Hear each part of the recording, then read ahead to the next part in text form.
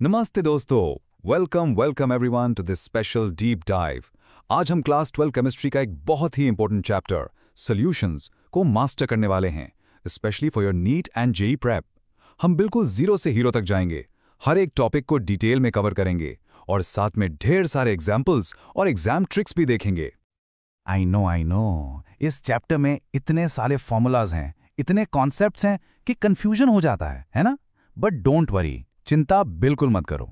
हम इसे एकदम simple step by step Q&A format में समझेंगे। Will focus on the core concepts और आई प्रॉमिस इस सेशन के एंड तक ये आपका सबसे हाई स्कोरिंग टॉपिक बन जाएगा। तो चलिए शुरू करते हैं। सो ये है हमारा आज का रोड मैप, हमारा सफर। हम सॉल्यूशंस के बिल्कुल बेसिक टाइप से शुरू करेंगे और सीधा वैन हॉफ फैक्टर के प्लॉट ट्विस्ट तक जाएंगे। Let's begin. तो सबसे पहला सवाल जो दिमाग में आता है, आखिर ये सॉल्यूशन है क्या? बिल्कुल सिंपल टर्म्स में ये दो या दो से ज्यादा कंपोनेंट्स का एक होमोजीनियस मिक्सचर है। अब होमोजीनियस का मतलब क्या है? इसका मतलब है कि इसकी कॉम्पोजिशन और प्रॉपर्टीज हर जगह थ्रू आउट द मिक्सचर एकदम यूनिफॉर्म होती हैं। इसमें दो चीजें होती हैं, एक होता है सॉल्वेंट जो ज्यादा क्वांटिटी में होता है, और एक या एक से ज्यादा होते हैं सॉल्यूट्स जो कम क्वांटिटी में होते हैं। जैसे आपकी नींबू पानी, उसमें पानी जो सबसे ज्यादा है वो है सॉल्वेंट, और उसमें जो चीनी और नमक घुले हैं वो हैं सॉल्यूट्स। Simple right? अब सोचने वाली बात यह है कि सॉल्यूशन सिर्फ लिक्विड नहीं होते। आप सोचते होंगे सॉल्यूशन मतलब पानी में कुछ मिला दिया, but it's much bigger than that.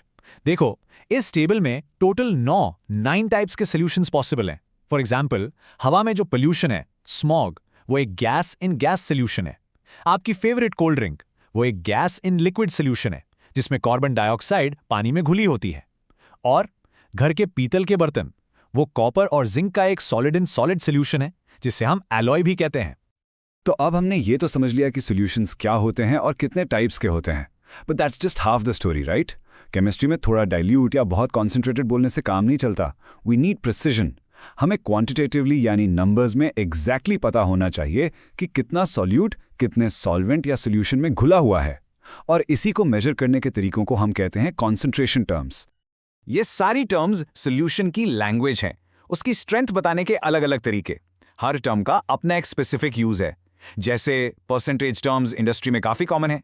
Parts पर मिलियन या पीपीएम तब यूज होता है जब सॉल्यूट बहुत ही कम मात्रा में हो, जैसे पानी में पोल्यूटेंट्स। मोल फ्रैक्शन एक प्योर केमिस्ट्री टर्म है जो हम आगे लॉज में यूज करेंगे। और मोलैरिटी ये दोनों न्यूमेरिकल्स के लिए सबसे इंपॉर्टेंट है। चलिए इन दोनों को आगे डिटेल में देखते हैं। Okay, now this is super important. Molarity और मोलैलिटी में स्टूडेंट्स सबसे ज्यादा कंफ्यूज होते हैं। बस एक चीज हमेशा याद रखो, मोलैरिटी सॉल्यूशन के वॉल्यूम पर डिपेंड करती है, और आप जानते हैं कि टेम्परेचर बढ़ाने या घटाने से लिक्विड का वॉल्यूम चेंज हो जाता है। जबकि मोलैलिटी सॉल्वेंट के मास पर डिपेंड करती है, और मास पर टेम्परेचर का कोई असर नहीं होता। नीट और जेईई में इस टेम्परेचर डिपेंडेंसी पर डायरेक्ट क्वेश्चन आता है, which concentration term is independent of temperature? Answer क्या होगा? मोलैलिटी। एब्सोल्युटली। चलो इस कंफ्यूजन को हमेशा के लिए खत्म करते हैं एक जबरदस्त मेमोरी ट्रिक से। इसको दिमाग में प्रिंट कर लो। मोलैरिटी में R है लिटरे की तरह, जो कि वॉल्यूम की यूनिट है, और मोलैलिटी में L है किलोग्राम की तरह, जो मास की यूनिट है। सिंपल, मोलैरिटी इज वॉल्यूम वाली, मोलैलिटी इज मास वाली। ये ट्रिक याद रखिए, इसमें कभी कभी गलती नहीं होगी। ओके, अगला सवाल। कभी सोचा है, नमक पानी में आराम से घुल जाता है, पर तेल यानी ऑयल नहीं घुलता। क्यों? आखिर इसके पीछे साइंस क्या है? यहां पर एक सिंपल सा लेकिन बहुत पावरफुल रूल काम करता है, लाइक डिसॉल्व्स लाइक। मतलब पोलर सॉल्यूट्स जैसे नमक पोलर सॉल्वेंट्स जैसे पानी में घुलते हैं, और नॉन पोलर सॉल्यूट्स जैसे नैप्थलीन नॉन पोलर सॉल्वेंट्स जैसे बेंजीन में घुलते हैं। It's like they find their own kind. अब आते हैं एक बहुत ही इंटरेस्टिंग सवाल पर। कोका कोला की बोतल में इतनी सारी carbon dioxide gas high pressure पर कैसे डिसॉल्व की जाती है? उसको खोलते ही वो फिज क्यों निकलती है? इसका जवाब मिलता है हेनरीज लॉ में। चलिए देखते हैं ये लॉ क्या कहता है।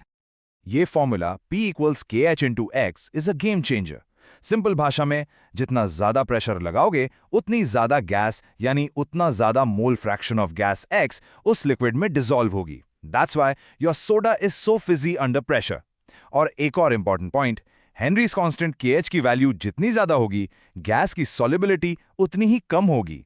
टेम्परेचर बढ़ाने पर KH बढ़ता है, इसीलिए ठंडी कोल्ड ड्रिंक में ज्यादा गैस घुली रहती है compare to a warm one. Okay guys, buckle up. अब हम एंटर कर रहे हैं इस चैप्टर के दिल में, the heart of the chapter, routes law. Exams में इससे क्वेश्चंस आते ही आते हैं और इससे जुड़े हुए कॉन्सेप्ट्स बहुत इंपॉर्टेंट है, तो प्लीज ध्यान से समझिएगा। राउल्ट्स लॉ कहता है कि सॉल्यूशन में किसी भी वॉलेटाइल कंपोनेंट का पार्शियल वेपर प्रेशर उसके मोल फ्रैक्शन के डायरेक्टली प्रोपोर्शनल होता है। सिंपल वर्ड्स में समझें तो जब आप पानी जैसे सॉल्वेंट में चीनी जैसा नॉन वॉलेटाइल सॉल्यूट डालते हैं तो सॉल्यूशन का वेपर प्रेशर कम हो जाता है। पता है क्यों? इमेजिन करो कि सॉल्वेंट के सरफेस पर मॉलिक्यूल्स हैं जो पार्टी कर रहे हैं, मतलब इवेपोरेट हो रहे हैं। अब जैसे ही आपने चीनी डाली, उसके पार्टिकल्स ने सरफेस पर आकर जगह ब्लॉक कर दी, सो पानी के मॉलिक्यूल्स उतनी आसानी से इवेपोरेट होकर वेपर नहीं बना पाते। अब सारे सॉल्यूशंस राउट्स लॉ को ब्लाइंडली फॉलो नहीं करते। जो करते हैं वो है आइडियल सॉल्यूशंस, जो नहीं करते वो है non ideal.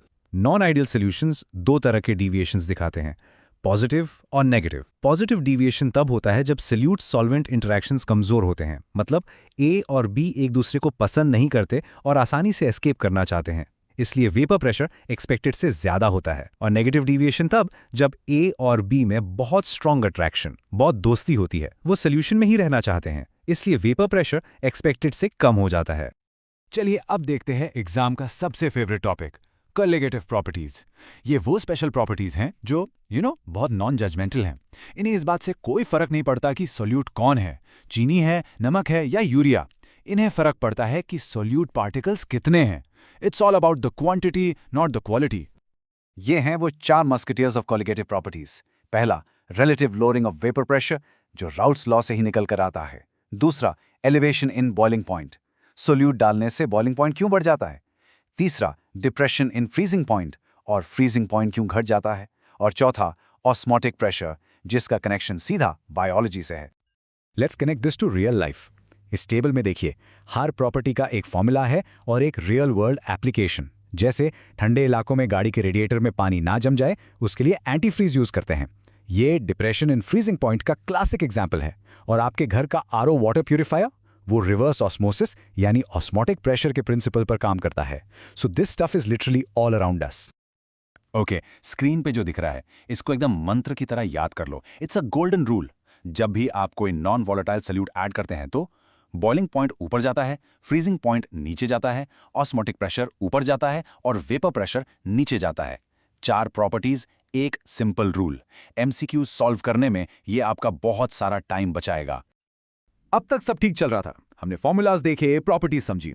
You think if crack the chapter, right? Well, hold on. अब आने वाला है कहानी में एक सॉलिड प्लॉट ट्विस्ट। कभी कभी हमारी कैलकुलेशंस बिल्कुल गलत हो जाती हैं, पर क्यों? Let's find out. ऐसा इसलिए होता है क्योंकि हम अज्यूम करते हैं कि सॉल्यूट सॉल्यूशन में जाकर बस शांति से बैठा रहता है। बट ऐसा हमेशा नहीं होता। कुछ सॉल्यूट्स होते हैं थोड़े नटखट।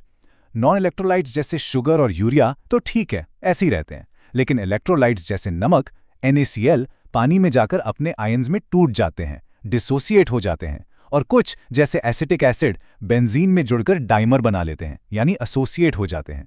दोनों ही केस में सॉल्यूशन में पार्टिकल्स का नंबर बदल जाता है और हमारी सारी कैलकुलेशन गड़बड़ हो जाती है।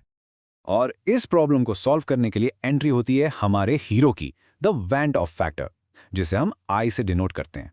ये बेसिकली एक करेक्शन फैक्टर है जो हमारी कैलकुलेटेड वैल्यूज को एक्चुअल ऑब्जर्व्ड वैल्यू से मैच कराता है।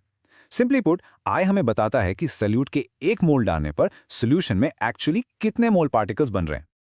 इस टेबल से सब कुछ क्रिस्टल क्लियर हो जाता है। अगर सॉल्यूट पार्टिकल्स चेंज नहीं होते, जैसे शुगर के केस में, तो I = 1। अगर पार्टिकल्स जुड़ जाते हैं यानी एसोसिएट होते हैं तो I की वैल्यू 1 से कम होती है। और अगर पार्टिकल्स टूट जाते हैं यानी डिसोसिएट, जैसे NaCl पानी में जाकर Na+ और Cl- में टूट जाता है, तो I 1 से ज्यादा होता है। NaCl के लिए थ्योरेटिकली I 2 होता है। तो अब से कोलिगेटिव प्रॉपर्टी के हर फॉर्मूला में I मल्टीप्लाई करना जरूरी है for the correct answer. Okay everyone, this is your golden slide. Phone निकालो, इसका स्क्रीनशॉट ले लीजिए, इसे प्रिंट करके अपनी स्टडी टेबल पर लगा लीजिए। यहाँ इस चैप्टर के सारे मेन फॉर्मूलाज एक जगह हैं, हेनरीज लॉ से लेकर राउट्स लॉ तक। और ध्यान दीजिए, हमने चारों कोलिगेटिव प्रॉपर्टी के फॉर्मूलाज में उनके सुपरस्टार I यानी वेंट ऑफ फैक्टर को इंक्लूड किया है। स्टूडेंट्स I लगाना भूल जाते हैं, आपको नहीं भूलना है, यह आपके लास्ट मिनट रिवीजन के लिए परफेक्ट है। तो सोचिए इस बारे में, What do you think is the most important real-world application of solutions? The pickle in your kitchen that uses salt for preservation, या the RO purifier in your home that works on the principle of osmosis? सोचना जरूर. I really hope ये explainer आपके लिए helpful था.